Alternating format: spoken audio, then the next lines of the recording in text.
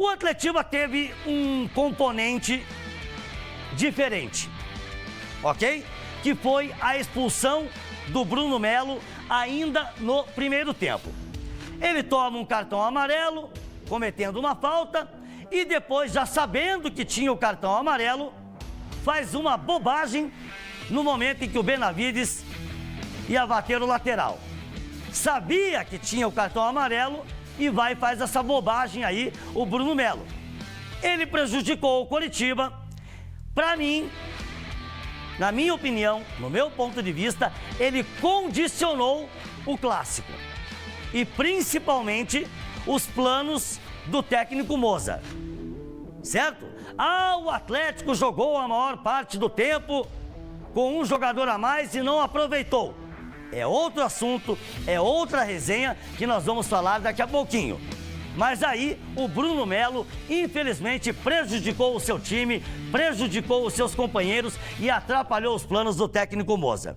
Bom, aí tivemos a polêmica do pênalti, que foi marcado para o Atlético e depois anulado pelo Anderson Daronco, porque o VAR chamou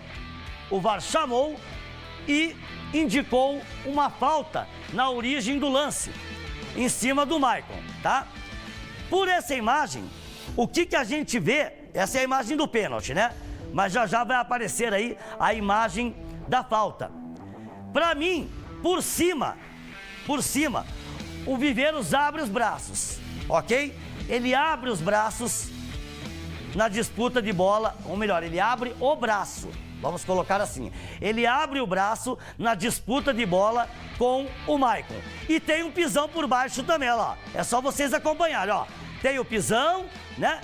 Tem o pisão e o braço. Ele não vai só com o ombro para disputa de bola. Minha opinião. Respeito quem pensa o contrário, quem interpretou de outra forma, mas para mim, ele abre o braço, ele usa o braço para disputar a bola com o Maicon, ele não vai só com o ombro e ainda tem um pisão por baixo.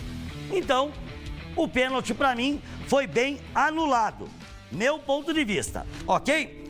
Só que aí o técnico Odair Hellmann foi para a coletiva e disparou contra o árbitro Anderson Daronco. E na minha visão, começa a história do jogo com a expulsão do jogador do Coritiba, que era para ter sido expulso, mas o Daronco não queria expulsar.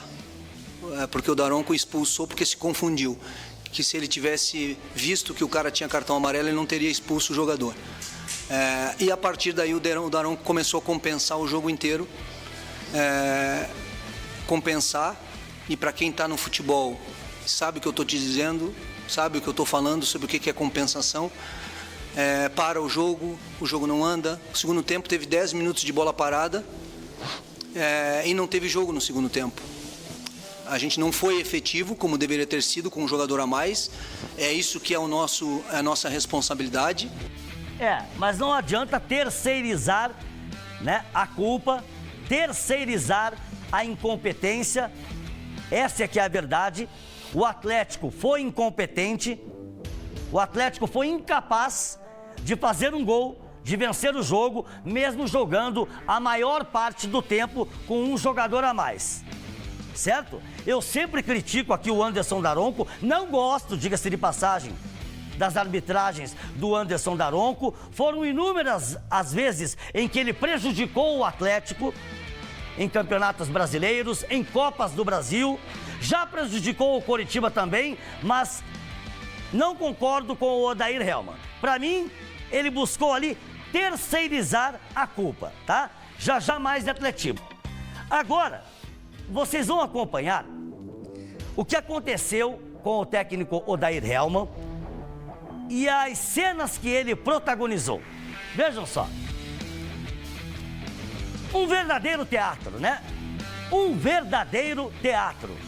O Odair Hellmann se revelando um ator, hein? Que baita ator é o Odair Hellmann.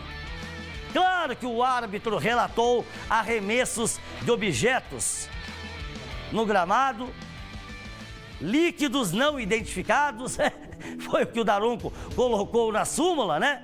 Mas esse teatro do Odair, meu Deus do céu, cara, olhem isso. Uma cena digna de um grande ator. Odair, se não quiser mais ser treinador, pode ir tentar a sorte em Hollywood, que eu acho que você se dará muito bem. Essa é que é a verdade. Agora, nós vamos ouvir o Mozart explicando a postura adotada pelo Coritiba, tanto antes quanto depois da expulsão. O fato de nós marcarmos com 5 e possibilitar a manutenção do Josué no campo. O Josué é um meia de origem, né? Então ele normalmente marca lado a lado com o Coutinho, né? Então, para nós mantermos o Josué, que é o cara que clareia as jogadas, que tem o último passe, que tem a bola parada, e para possibilitar ele marcar lado a lado com o Machado e com o Seba, eu tinha que colocar um jogador a mais na nossa linha defensiva, para controlar as infiltrações, não só do Viveiros, mas do Patrick. Depois da expulsão começou a infiltrar por aquele lado, e aí o Alex e o Koze conseguiram controlar bem, mas nós tivemos um comportamento importante. Vamos pegar o exemplo do Josué, que é um meia de origem, mas marcou lado a lado ali com o Machado, conseguiu contribuir também. Então, assim, eu saio satisfeito com o desempenho, nem tanto com o resultado, sendo sincero assim para vocês, porque mesmo com um a menos nós tivemos as nossas chances, apesar de não ser com o mesmo volume que normalmente a gente tem. Bom, eu até entendo as explicações que o Mozart acabou de dar. Até entendo, faz algum sentido, dadas as circunstâncias, mas para mim, o Coritiba entrou em campo nitidamente para não perder o clássico. Líder, aquela coisa toda, com uma boa margem de gordura. O Coritiba não quis jogar para ganhar o clássico, assim como o Atlético. Mais preocupado em não perder do que buscar a vitória. E já já nós vamos falar a respeito, eu vou explicar o porquê. Vamos com imagens agora do Atletiba. Eu vou analisar por partes. Vou primeiro analisar o Coritiba, ok? A atuação do Coritiba, o jogo do Coritiba, certo? O Moza falou sobre ter que fazer algumas modificações, se adaptar ao jogo, se adaptar ao Atlético, mas para mim o Coritiba nitidamente não entrou em campo para vencer o clássico. Antes mesmo de ficar com um jogador a menos, antes mesmo do Bruno Melo ser expulso, o Coritiba não mostrou disposição para vencer o clássico. A ideia estava muito clara: se defender, atacar só na boa, jogar por uma bola, mas não perder, para evitar aquele famoso e histórico efeito negativo pós-clássico.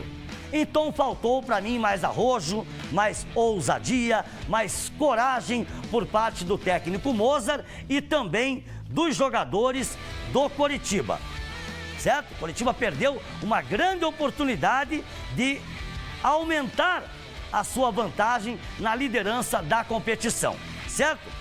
Bom, agora é o seguinte, nós vamos fazer a análise pelo lado do Atlético, tá? Vai aparecer aqui na tela.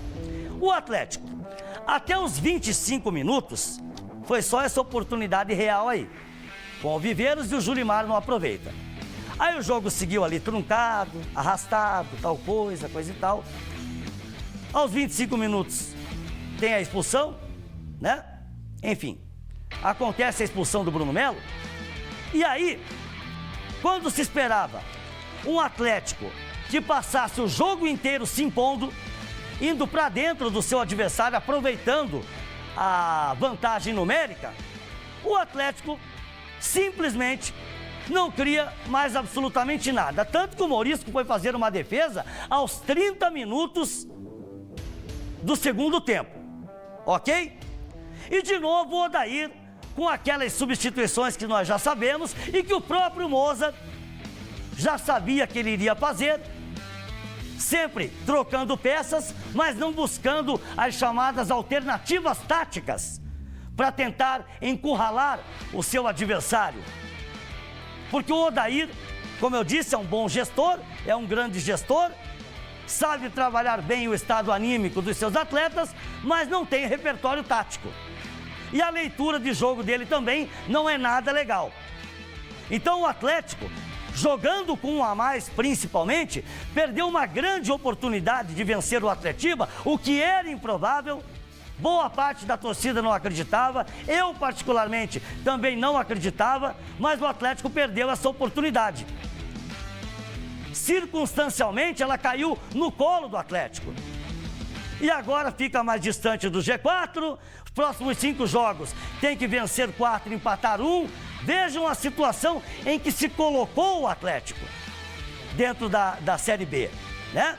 E amanhã nós vamos falar mais a respeito disso, porque agora eu gostaria muito que vocês prestassem atenção numa outra fala do Odair Hellmann. Foi um jogo que pelo primeiro tempo, principalmente pelo primeiro tempo, nós merecíamos resultado diferente, né? Então é mais um jogo que a gente não comemora um resultado melhor daquilo que a gente tem poder sobre o jogo. E estou falando principalmente sobre o primeiro tempo, porque o segundo tempo não teve jogo. O que aconteceu no jogo de hoje foi o primeiro tempo, que a gente abriu numa situação de organização ofensiva diferente. Eu acho que o Curitiba sentiu um pouco essa movimentação. A gente conseguiu fazer com que o Curitiba mudasse o sistema dele de marcação com 2 minutos de jogo.